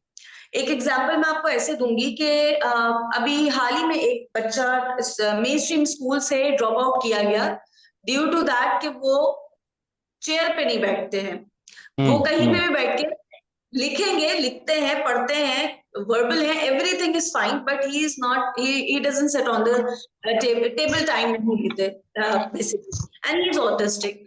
तो ऑब्वियसली वो ड्रॉप आउट हो गया। अब उनके एकेडमिक्स पे काम हो रहा है। आप यकीन करें, उनकी सिर्फ एक क्लास हुई थी रोबोटिक्स की, जिसमें बच्चे लेगो ब्लॉक से रोबोट बना रहे हैं और उसको फंक्शन भी कर रहे हैं। जो कि उसकी एज यानी 6 इयर्स के बच्चे के लिए वो बहुत बड़ी बात है कि वो एक मॉडल बना के उसको ऑपरेट भी कर रहे हैं थ्रू प्रोग्रामिंग। तो अब आप ये देखिए ना कि ये किस तरीके से बच्चे को सिर्फ उसका मॉड्यूल चेंज किया गया, यानी वो टिपिकल कॉपी वाला मेथड यूज नहीं कर रहा मगर उससे प्रोग्रामिंग भी कर दी। ठीक है, तो हमें जरा सी स्ट्रैटेजीज को चेंज करने की नीड होती है। इसकी एक मैं कंक्लूड करूंगी एक सबसे बड़ी एग्जांपल से कि एल्बर्ट आइंस्टाइन ऑटिस्टिक ट्रेड्स के साथ पैदा हुए, बट वो यहाँ अभी दुनिया के सबसे मशहूर साइंटिस्ट में उन्होंने अपना नाम किया।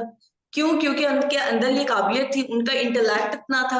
तो हर बच्चा इसी तरह कुछ ना कुछ खास चीज लेके पैदा होता है, जो जरूरी नहीं होती कि उसको, जिस तरह फाइजा ने भी कहा था कि एक कंपैरिजन, खास करके सिबलिंग्स में, मेरी बड़ी बेटी तो ऐसे करती थी, ये नहीं करते, तो ही इज डिफरेंट। जो वो कर सकते हैं वो नहीं कर सकती थी, जो उनके अंदर चीज है वो नहीं कर सकते थे।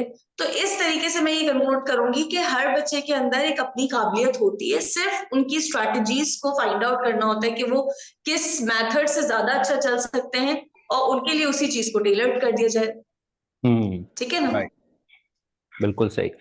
और एक और चीज मुझे, सॉरी मैंने उस वक्त डिस्ट्रैक्ट नहीं किया था, डॉक्टर साहिबा की बात से मैंने रिलेट किया था और आपने भी एक पॉइंट नोट किया था कि आपको रिमोटली डायग्नोज करते। तो बेसिकली होता क्या है, जब हम ऑटिज्म को पढ़ रहे होते हैं ना, व्हेन वी वर स्टूडेंट, मैं आपको सीरियसली बात बताऊंगी, शायद सब रिलेट कर सकें इस बात से।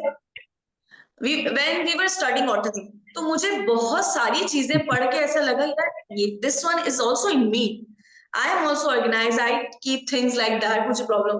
बट होता क्या है कि when these things are in our control, हम उस चीज में फ्लेक्सिबल है, हम सिचुएशंस को हैंडल कर सकते हैं, this is in our control, तो वहां चीज सही हो जाती है। बट जब वो आपके कंट्रोल से बाहर हो जाती है, then it become a disorder.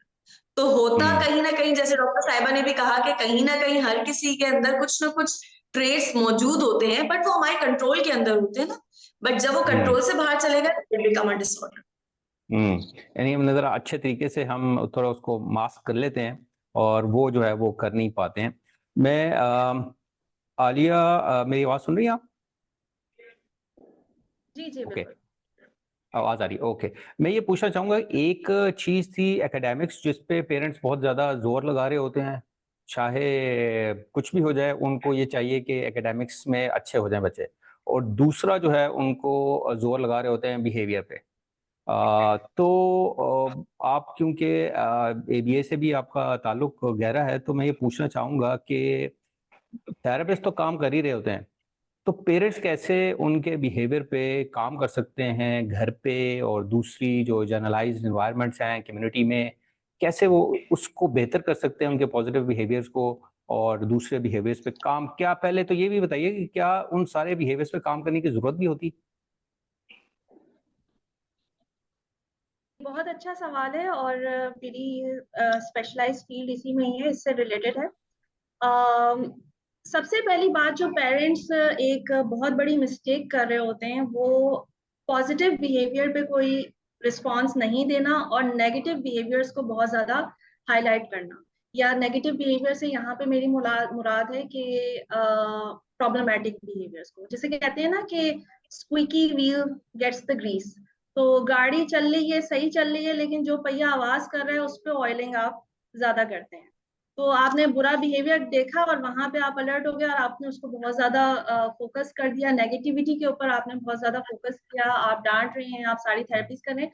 लेकिन जब वो पॉजिटिव बिहेवियर शो कर रहा है, जब आप उसके स्ट्रेंथ्स देख रहे हैं, जब आप देख रहे हैं कि वो आराम से बैठा हुआ खेल भी रहा है, काम भी कर रहा है, कभी कम्युनिकेट भी कर रहा है, anything positive which he must be doing, तो वहां पे आप उसको रीइंफोर्स करना और उसको प्यार करना और उसको तवज्जो देना भूल जाते हैं। तो फर्स्ट एंड फॉरमोस्ट थिंग ये कि अपनी माइंड की जो पॉजिटिव लेंस है उसको ऑन कीजिए। जैसे कि आप देखें ना, थोड़ी देर के लिए मैं लाइट की तरफ देखती हूँ, तो उसके बाद मैं कहीं और देखती हूँ तो मुझे हर जगह रोशन रोशन नजर आ रही होती है। इसी तरह से जब आप अपने आप में पॉजिटिविटी क्रिएट करेंगे, आप पॉजिटिव बिहेवियर्स पे फोकस करेंगे, तो बच्चे में भी वो चीज नजर आएगी आपकी definitely. First and foremost all the time just do that practice at home. और नेगेटिव बिहेवियर्स के ऊपर ऑब्वियसली आपको प्रॉपर कंसल्टेशन की जरूरत होती है, उसके रीजंस को तलाश करने की जरूरत होती है कि क्यों कर रहा है, और फिर आप उस रीजन को एक दफा आप कैच कर लेते हैं तो उसके बाद उसकी बेसिस के ऊपर इंटरवेंशन बनती है। पनिश कभी भी नहीं करें बच्चे को। पनिशमेंट से जैसे कहते हैं ना, 1000 इंच दूर, फीट दूर, what ever, run away from that. और पहले सारे के सारे आप बिहेवियर्स के ऊपर, एक तो सबसे बड़ी बात ये जो आपने बड़ा अच्छा क्वेश्चन किया कि कौन से बिहेवियर फोकस करने वाले हैं कौन से नहीं। समटाइम्स हम एक एक चीज को माइक्रो फोकस करने लगते हैं कि ये ऐसे ऐसे क्यों कर रहा है, या ये आवाजें क्यों निकाल रहा है। भाई आपको उससे क्या प्रॉब्लम है? अगर वो कुछ कर भी रहा है, क्या ये इतना इम्पोर्टेंट बिहेवियर है कि इसके ऊपर आप फोकस करें और इसको इंटरवीन करें, बजाय इसके कि आप उसकी सोशल कम्युनिकेशन पे काम कर रहे हैं, आप उसके लिए जो इम्पोर्टेंट है उन चीजों पे काम नहीं कर रहे, लेकिन आप जो अनइम्पोर्टेंट चीजें हैं कि वो झूल क्यों रहा है, वो हाथ पांव क्यों हिला रहा है, वो इस तरह से बात क्यों कर रहा है। एक टिपिकल, कभी कभी ऐसा होता है ना, कम्युनिकेशन आ जाती है तो वो बच्चे एक अलग ही तरह से बात कर रहे होते हैं, लेकिन हम उसको भी नेगेटिव ले रहे होते हैं। नहीं नहीं नहीं, ऐसे नहीं बात करें भाई, वो कर तो रहा है ना, एटलीस्ट इस चीज को आप पॉजिटिव वे में लेके जाए। तो फर्स्ट एंड फॉरमोस्ट थिंग, आप अपने आप को पॉजिटिव रखिए, इंशाल्लाह ताला आपके बच्चे के अंदर पॉजिटिविटी आएगी।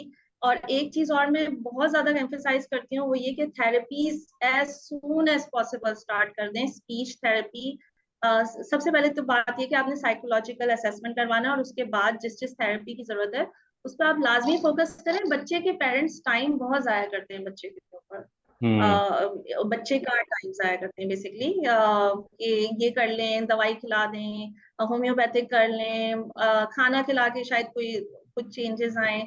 इन चीजों के बजाय आप थेरेपीज पे सबसे ज्यादा फोकस करें, right, even before sending to school. ये जो आपने बात की कि पेरेंट्स जो है वो टाइम ज़ाया कर देते हैं, तो मैं फायजा की तरफ दोबारा वापस जाना चाहूँगा और ये पूछना चाहूँगा, क्योंकि इन्होंने पहले भी जिक्र किया कि अर्ली इंटरवेंशन, और हम बहुत सी टॉक्स में देखते हैं early intervention is the key, ये फ्रेज़ तो मैंने हर जगह यूज़ करते हुए देखा है। तो क्या वाकई अर्ली इंटरवेंशन से सारे मसाइल हल हो जाते हैं, और पेरेंट्स जो है वो क्यों देर करते हैं? और ये पहले भी बात हुई कि वो किन वजह से देर करते हैं, हमारे कल्चरल भी इश्यूज हैं कुछ, तो अर्ली इंटरवेंशन से वाकई फर्क पड़ता काफी।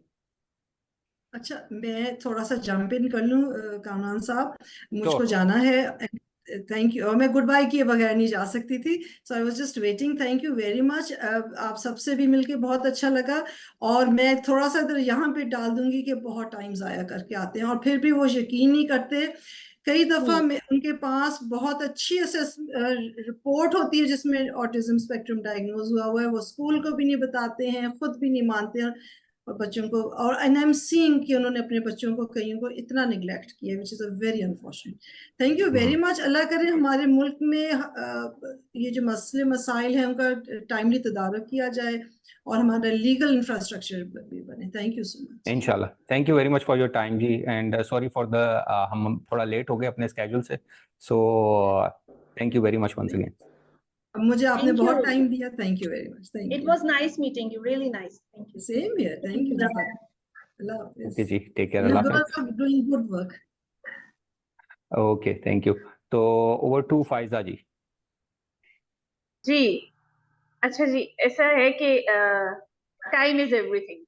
When we say time is money, here in this case time is everything, because वही तो बात है सारी। देखिए हमारे team members Aliya, Fariya, doctor साहिबा सब इसी चीज पे तो फोकस कर रहे हैं कि हम आपको यही बता रहे हैं कि हमें माइलस्टोन अचीव करना है। तो देखिए हुमायूं जब बच्चा पैदा होता है तो पेडिट्रिशियन उसके रिफ्लेक्सेस चेक करता है। आपको पता है at the time of birth हमारे रिफ्लेक्सेस और होते हैं, और with the passage of the time in the early few months हमारे रिफ्लेक्सेस चेंज होते रहते हैं, और उससे बेहतर रिफ्लेक्स पिछले वाले रिफ्लेक्स को सब्स्टिट्यूट करता है। इसी तरह रिफ्लेक्सेस के बाद जो बात आती है वो माइलस्टोन्स आती है। when a child is at the appropriate time, वो एक राइट अप्रोच के साथ पेरेंट शुरू हो जाता है, उसको नजर आता है कि ओह नाउ द टाइम मुझे चीजों को करना है, तो डेफिनेटली वो टाइम उनको पे बैक करता है। आई हैव सीन द किड्स, मैंने ऐसे बच्चों के साथ भी काम किया है जिनको हमने 1.7 या 1.8 में थेरेपी स्टार्ट की, और जब हम थेरेपी 1.7 1.8 में स्टार्ट की तो लकीली उनमें से एक दो बच्चे पेडिट्रिशियन के ही बच्चे थे, और उन्हें वो बातें बहुत अच्छी समझ आ रही थी, और उनको ये नजर आ रहा था कि yes this is the time जिसमें हमने ये काम करना है, अदरवाइज मुश्किल हो जाएगा। मगर अच्छा मैं आपको एक और चीज बताऊं, ये जरूरी नहीं है कि हर पेरेंट जिसने अर्ली इंटरवेंशन स्टार्ट कर दी थी उसको वही 100% रिजल्ट मिलेगा, रिजल्ट जरूर वेरी करेगा, मगर कहीं ना कहीं इम्प्रूवमेंट आएगी और वो इम्प्रूवमेंट बड़ा सॉलिड नजर आएगी। मगर अगर हमने वर्क जाया कर दिया, टाइम गुजर गया, तो हम एक वर्ड यूज करते हैं न्यूरोप्लास्टिसिटी। हमारा ब्रेन न्यूरल पाथवे से कनेक्टेड है। द मोमेंट हम एक न्यूरल पाथवे डेवलप करेंगे तो वो कनेक्ट करेगा, वो साइनेप्टिक इंफॉर्मेशन फर्दर इंप्रूव करेगी और ब्रेन डेवलप होगा। तो अगर हमने किसी के भी कहने पे ये चीज कर ली कि नहीं 5 साल के बाद सोचेंगे देखेंगे, देन डेफिनेटली सिचुएशन रिहैब की तरफ जाएगी। सिर्फ और सिर्फ एक चीज होती है कि हमने एक चीज से रिकवर करना है। For recovery early intervention is the मतलब foremost thing, is the most important thing. But अगर आप कहते हैं कि आफ्टर 5 years, तो देन हम ये नहीं कह सकते कि a child will fully recover, then rehabilitation जो है वो बड़ा वो बन जाता है। Because I have seen kids के, अब देखें ना 5 years का बच्चा अपनी जो इनटेक है, ये जो उसकी ईटिंग इनटेक है, वो एक फीडिंग बॉटल के थ्रू कर रहा है। और अगर 2 साल का बच्चा कर रहा है तो हम उसे जब ईटिंग ड्रिलिंग की तरफ लेकर आएंगे या उसकी ईटिंग हैबिट्स डेवलप करेंगे तो वो जल्दी डेवलप कर लेगा। मगर जो 5 years का बच्चा है वो अपने आप को कंडीशन कर चुका होगा, उसके फिक्सेटिव पैटर्न्स डेवलप हो गए होंगे। अब वो अपने अगर चूइंग ही नहीं कर रहा तो वो अपने आर्टिकुलेटर्स को क्या मूव करेगा, और जब वो अपने आर्टिकुलेटर्स को ही मूव नहीं करेगा तो साउंड कैसे निकालेगा और बोलेगा कैसे। और ये एक छोटी सी चीज उसके आई कोऑर्डिनेशन को, हर चीज को डिस्टर्ब कर चुकी होगी। उसका लर्निंग यही नहीं बना कि वो अपने प्राइमरी नीड्स को प्रॉपरली फुलफिल कर सके। तो जो सेकेंडरी नीड्स हैं या जो हायर एबिलिटीज हैं, रीडिंग राइटिंग एबिलिटीज हैं, वो डेवलप करना तो फिर एक बहुत बड़ा क्वेश्चन मार्क हो जाएगा। सो टाइम इज एवरीथिंग। राइट। अच्छा, एक चीज और है यहाँ पे, मैं अगर फारिया की तरफ जाना चाहूँ कि एक जिस तरह पहले बात हुई कि प्रोफेशनल्स की आपस में कोलैबोरेशन, और एक कोलैबोरेटिव एफर्ट है जो कि पेरेंट्स की तरफ से है और थेरेपिस्ट या प्रोफेशनल्स की तरफ से है, जो कि उनमें दोनों में कोलैबोरेट होना है। तो आप पेरेंट्स को कैसे इस तरफ लेके आती हैं कि वो एक किस तरह वो पार्ट बन सकती हैं उस प्रोफेशनल टीम का जो कि उनके बच्चे के लिए ही काम कर रहा है? देखिए, ये ना एक टीम वर्क ही है बेसिकली। हम इसको इस तरह से समझ सकते हैं कि देयर इज अ ट्रायंगल और उसके सेंटर पे बच्चा है, दोनों साइड्स पे, एक पे पेरेंट्स है और एक पे प्रोफेशनल। जब वो सब कनेक्टेड होंगे तो ही सर्किट बनेगा। ठीक है, तो इसकी एग्जांपल इसी तरह लेके हम चलते हैं। अब दोनों दो तरफा होता है। अब एक प्रोफेशनल को चाहिए कि वो बिल्कुल ऑनेस्टली जो भी कंसर्न्स हैं, जो भी बच्चे के बिहेवियर्स हैं या उसकी नीड्स हैं या उस पर जिस तरह से काम हो रहा है, क्या स्ट्रैटेजीज अप्लाई हो रही हैं, वो पेरेंट्स को कन्वे करें। और पेरेंट्स का ये काम बनता है कि सबसे पहले तो वो अपने प्रोफेशनल्स पे ट्रस्ट करें, उस इदारे पे ट्रस्ट करें जहां उन्होंने बच्चे को रखा है। मगर इसका ये मतलब नहीं है हरगिज कि वो सिर्फ rely on the therapist.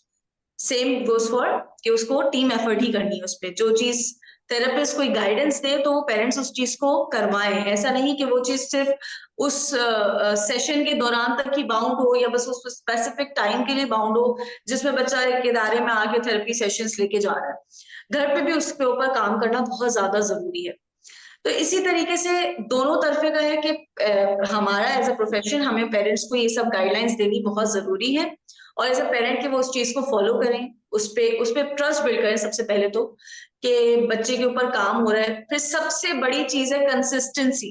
Consistency is the key basically, कि अगर आप कंसिस्टेंट नहीं है, 2 महीने करा लिया, थर्ड, तो बच्चा बैक पे ही जाएगा, ऑब्वियसली बैक पे ही जाएगा। तो ये चीज बहुत ज्यादा जरूरी है कि पेरेंट्स कंसिस्टेंट भी रहें, पेशेंस भी रखें अपने अंदर। कि ऐसा नहीं है, मेरे पास बहुत ज्यादा एक चीज ये मैं फेस करती हूँ कि like literally with in 2 weeks result आते हैं।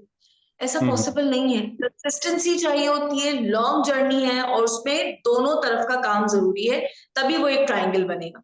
तो ये इस तरह से हम इसको समझ सकते हैं। राइट। अच्छा, एक चीज और है यहाँ पे। सॉरी, मैं आपको इंटरप्ट करूंगी please. Sure sure.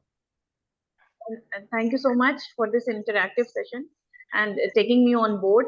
I want to leave now and I hope इस तरह के interactive interactions जो हैं वो definitely हमारे parents को help out करते रहेंगे और हमारी society में भी positive contribution को highlight करेंगे। इंशाल्लाह इंशाल्लाह। Thank you very much for your time ji. Thank you. Okay, तो मैं लास्ट हम बस एक क्वेश्चन देखते हैं और फिर इसको हम वाइंड अप कर देते हैं। मैं आलिया की तरफ वापस आना चाहूँगा और ये पूछना चाहूँगा कि पेरेंट्स काम कर रहे हैं, टीचर्स काम कर रहे हैं, थेरेपिस्ट काम कर रहे हैं, तो घर में पेरेंट्स के अलावा भी दूसरे सिबलिंग्स भी हैं। तो आप कैसे एजुकेट करते हैं पेरेंट्स को कि वो उन सिबलिंग्स को भी इन्वॉल्व करें, कि वो सपोर्ट दे सकें उन बच्चों को जिनमें ऑटिज्म के फीचर्स हैं, या उनको कैसे आप कहते हैं या इस पे कैसे काम करते हैं? जी, so it's a bonus question for me. अच्छा, सो बेसिकली सबसे पहली बात है कि जहाँ आप एज अ पेरेंट इमोशनली सफर कर रहे होते हैं, उसी तरह से सिबलिंग्स भी बहुत ज्यादा निग्लेक्ट उनके साथ हो रहा होता है। अनफॉर्चुनेटली कभी कभी ऐसा होता है कि इतना ज्यादा आप अपने बच्चे की तरफ फोकस कर देते हैं कि सिबलिंग्स को भूल जाते हैं, या कभी ऐसा होता है कि उनको इन्वॉल्व नहीं करते आप, और कुछ वो आपके सोशल जो आपका सर्कल है उसमें भी वो थोड़ा सा एम्बेरसमेंट महसूस करते हैं बीइंग अ सिबलिंग। छोटे से बच्चे भी होते हैं ना इवन, तो वो भी कह रहे होते हैं सिबलिंग्स को कि अच्छा ये जरूर तुम्हारे भाई ने किया होगा, तुम्हारे भाई ने हरकत की होगी या तुम्हारी बहन ने की होगी। तो सिबलिंग्स भी जो है ना एक थोड़ा सा मैंने देखा है कि अंडर कॉन्फिडेंट हो जाते हैं अगर उनको प्रॉपर सपोर्ट स्टार्ट से ही नहीं किया जाए। तो बहुत बहुत बहुत जरूरी है कि आप सिबलिंग्स का माइंड सबसे पहले जो है वो एक्सेप्टेंस की तरफ लेके आए, जिससे जैसे कि आप अपने आप को लेके आ रहे हैं इसी तरह से उनको भी समझाएं, उनको भी बताएं, उनको कहें कि आपका भाई या आपका बहन अगर ऑटिज्म स्पेक्ट्रम डिसऑर्डर पे है तो इसका ये मतलब नहीं है कि वो किसी से कम है, डिफरेंट है, लेकिन कम किसी तरह से भी नहीं है। उसके कुछ स्पेशलाइज्ड कोई स्पेशल इंटरेस्ट होंगे जिसमें वो बहुत अच्छा होगा। तो वही बात है, पॉजिटिव लेंस जो आपने खुद पहन ली है वो आप उनको भी बताएं कि आपके भाई या बहन में ये चीज है और इसको कोई इसमें शर्माने की बात नहीं है, सबसे पहली बात। दूसरी बात है कि उनको आप जैसे जैसे बड़े होते हैं टीच करें कि इसके साथ ऐसे इंटरेक्ट करो, इसके साथ ऐसे बात करो, इसको ऐसे समझाओ। क्योंकि मैंने देखा है कि ऑटिज्म स्पेक्ट्रम डिसऑर्डर पे जो होते हैं बच्चे वो अपने सिबलिंग्स से बहुत बहुत ज्यादा लर्न करते हैं।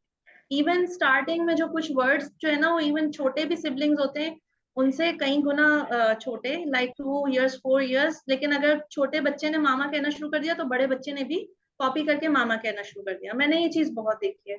तो जितना आपका सिबलिंग वो जो बच्चे का भाई है बहन है वो इन्वॉल्व होगा, उसको पता चलेगा कि इसको कैसे टीच करना है, और बच्चे बहुत अच्छे माशाल्लाह से सीख जाते हैं, उतना ही आपकी जो ओवरऑल फैमिली है, जो उसकी बॉन्डिंग है वो उस आपकी स्ट्रांग होगी, आपकी अपनी जो जिम्मेदारियां हैं वो थोड़ी सी डिवाइड होना शुरू होंगी। आप इंशाल्लाह एज अ फैमिली यूनिट आप आगे प्रोग्रेस करेंगे, और इंशाल्लाह ताला फिर आपके बाद भी वही सिबलिंग्स जो हैं जिनको आपने ट्रेन किया होगा वो ख्याल करें। ओके, वन लास्ट क्वेश्चन, वो ये कि क्योंकि फारिया स्पेशल एजुकेशनिस्ट भी हैं, तो मैं ये पूछना चाहूँगा कि पहले भी थोड़ी सी बात हुई, आपने रोबोटिक्स की बात की, लेगो की बात की, तो हमें कितनी ज़रूरत है कि हम ट्रेडिशनल लर्निंग मेथडोलॉजीज के साथ साथ जो इनोवेशंस हैं अपनी स्ट्रैटेजीज में वो लेके आएँ और नए तरीके से सिखाने की कितनी ज़रूरत है, और इसके लिए कैसे काम कर सकते हैं? देखिए, जो जहां तक बात है ट्रेडिशनल मेथड्स की ना, वो भी जरूरी है, मगर हमें रिसर्च करनी चाहिए, हमें एक्सपेरिमेंट्स भी करने चाहिए बेसिकली, क्योंकि उसी से तो पता चलेगा कि क्या बेटर है। जब तक हम एक ही ओल्ड स्कूल में स्टिक रहेंगे कि नहीं भाई यही एक टिपिकल मेथड है, इसी को फॉलो करना है, तो हमें नए इनोवेशन कैसे पता चलेगा। तो इसलिए इनोवेशंस भी करनी चाहिए, और उससे बहुत जल्दी फर्क पड़ता है। मतलब किसी बच्चे का इंटरेस्ट लेवल उसमें नजर आ जाए, पता चलता है। जैसे खास करके एक लाइव एग्जांपल है कि ऑटिस्टिक बच्चे को एक नॉर्मल क्लासरूम एनवायरनमेंट में, एक जो लेक्चर बेस्ड होता है उसमें उसको फोकस करने में या उसको कोप अप करने में मुश्किलात फेस होती हैं। तो why don't we use visual aids? वो विजुअल एड्स से ज्यादा जल्दी लर्न कर लेंगे। तो मतलब डिफरेंट आइडियाज, बहुत सारी फैसिलिटीज यहाँ पे मौजूद भी हैं, और कुछ हम ला भी सकते हैं क्योंकि वो जरूरी है। तो ट्रेडिशनल के साथ मैं ये नहीं कहूंगी कि ट्रेडिशनल को बिल्कुल साइड कर दें। ट्रेडिशनल के साथ आप न्यू टेक्नोलॉजी या न्यू टेक्निक्स कह लें या स्ट्रैटेजीज ऐसी निकालें कि जो उसमें मिक्सअप करके, अब ऑब्वियस सी बात है कि हम करिकुलम तो बिल्कुल नहीं चेंज कर सकते ना, इवेंचुअली तो बच्चे को अल्फाबेट्स सीखने हैं, तो हम नए अल्फाबेट्स तो नहीं बनाएंगे, सीखने अल्फाबेट्स ही, मगर उसका मेथड चेंज कर सकते हैं। जरूरी नहीं कि वही बोर्ड पे लिख के A for Apple and B for ball पढ़े। इट्स कम्प्लीटली लाइक बच्चा जिस तरह से लर्न करना चाहे, उसका इंटरेस्ट लेवल है कि वो विजुअल से लर्न करता है या वो ऑडिटरी से लर्न करता है, या बच्चा सामने देख के चीज लर्न कर लेगा कि this is this and this sound is up, that's completely fine. तो हमें इन चीजों पे रिसर्च करनी चाहिए और इसको इम्प्लीमेंट भी स्टार्ट कर देना चाहिए, क्योंकि हमारे खास करके जो स्पेशल नीड्स के बच्चे होते हैं ऑटिज्म के, उनको एजुकेशन में मसला ही यही आ रहा होता है कि they can not run in our typical method या ट्रेडिशनल मेथड। वो मेन स्ट्रीम्स में रन इसीलिए नहीं कर पाते कि वहां पे इतनी फैसिलिटीज नहीं है, सबको वही मेथड फॉलो करना है जो एक स्टिक है, किसी के लिए भी टेलर्ड करिकुलम नहीं बनाया जाता, जो कि तो मैं यही कहूंगी। और दूसरी चीज मैं स्ट्रांगली एग्री करती हूँ अभी मिस आलिया के पॉइंट से, कि जो बच्चे होते हैं ना वो बहुत जल्दी लर्न करते हैं, खास करके स्पेक्ट्रम वाले, अपने छोटे बहन भाइयों से। लाइफ एग्जाम्पल है कि बच्चे में स्पीच ही अपने छोटे भाई की वजह से आई। अब हम और आप बात कर रहे होते हैं, हम बहुत कोशिश करते हैं सिखाने की, ऐसा बोलो वैसा बोलो, तो वो उनको मल्टीपल इंस्ट्रक्शंस मिल रही होती हैं जो उनको कैटर करनी एट टाइम मुश्किल होती है। अब एक छोटा बच्चा चंक्स में बोल रहा होता है, वो उनको पिकअप करने ज्यादा आसान होते हैं, so they start talking with them, they start doing all the things जो माइलस्टोन अपने अचीव कर होता है, तो थोड़ा सा अपनी एज से बिलो चल रहे होते हैं या डिलेड चल रहे होते हैं, मगर क्या है कि इवेंचुअली वो लर्न कर लेते हैं।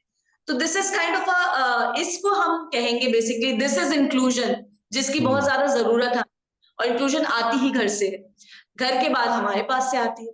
तो inclusion is basically very necessary in like in academics. जो हमारे ट्रेडिशनल मेथड्स हैं उनमें भी इंक्लूजन जरूरी है, खास करके पढ़ाने के जो हमारा क्लासरूम का इन्वायरमेंट होता है। इंक्लूजन हरगिज ये नहीं होती कि सारे नॉर्मल बच्चे बैठे हुए पढ़ रहे हों और अगर कोई स्पेशल नीड का है जिसको समझ में नहीं आ रहा हो तो उसका एक अलग रूम हो या उसको अलग बिठा दिया जाए। इंक्लूजन ये नहीं होती, एक्सेप्टेंस है, सबसे पहले एक्सेप्टेंस है। तो इसी पे हम कंक्लूड करेंगे इस बात को कि बिल्कुल इनोवेशंस लानी है और वो जरूरी है और लानी भी चाहिए। ट्रेडिशनल मेथड्स को बेसिकली वो तो बेस है ना हमारी, उस बेस को चलते हुए हम न्यू आइडियाज को उसमें मर्ज अप कर सकते हैं ताकि इजी हो। और जितना आगे बढ़ रहे हैं हम एक नॉर्मल बच्चों की भी एग्जाम्पल लें तो they are curious to learn, they need to learn more things, उनके अंदर एक कैपेसिटी है। एक छोटे बच्चे कैसे मोबाइल ऑपरेट कर लेते हैं, इतनी टेक्नोलॉजी में घुस जाते हैं, उनको हम ज्यादा नॉलेज होती है इस चीजों की। एट टाइम्स हम बट दे रिमेम्बर दैट। तो हम इसी चीज को पॉजिटिवली यूज कर सकते हैं कि हम वो टिपिकल मैनर्स जो हम एजुकेशन में रखते हैं बच्चों की, उसको बेस बनाकर आगे जो चीज हम उसको लेके चल रहे हैं, उनकी टीचिंग स्ट्रैटेजीज हो गई, एक्टिविटी बेस्ड लर्निंग बहुत जरूरी है।